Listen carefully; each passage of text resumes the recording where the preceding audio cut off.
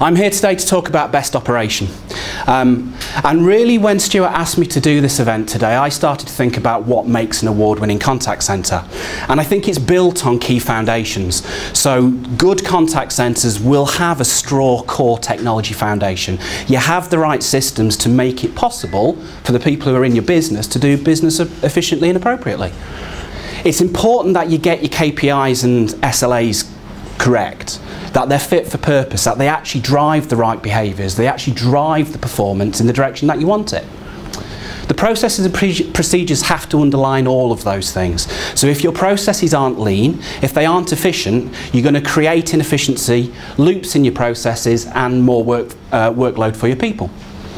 And underneath all of that, you've got to train your people how to do it. You need to know how to use the technology. They need to know how to follow your processes. And you need to communicate that appropriately and reward them appropriately.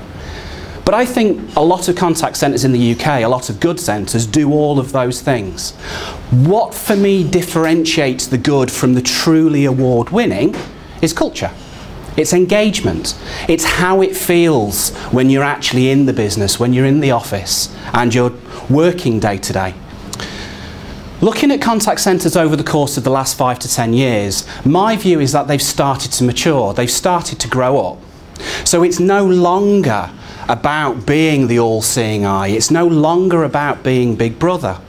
Because I think our employees have become wise. They understand the technologies that are in there. They understand how to circumvent some of the processes. They understand how to do their job and they know what you're looking for. And I think they have an expectation now that you're going to control them. I think employees want to be engaged. They want to understand what's expected of them and they want to make a difference. I don't believe anybody comes into work to do a bad job. And I think truly engaged employees will deliver more to your bottom line.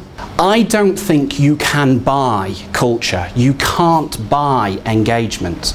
The way that you get your employees to engage with you is by being strong leaders and providing strong leadership to your workforce. And more importantly, creating a people-centric culture so that it's not about the command and control, it's about the core components of your business and the individuals who are doing it. Are your incentives supporting your goals or interfering with them? Contact centres have historically tended to put people into teams and try to foster the spirit of cooperation and team-based working, because any number of studies will tell you that people will deliver more when they're working towards a combined and shared goal. However, it feels to me that there's a tug of war going on in the contact centre industry.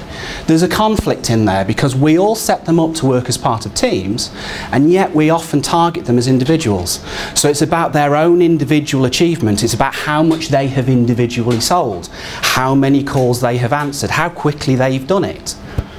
There's differing goals that won't foster cooperation. So if you set somebody up to target themselves and give them an incentive based on what they've delivered, they're less likely to want to share best practice information with their peers. And as a contact centre, we're likely to be able to deliver more if everybody in the team understands best practice and works together.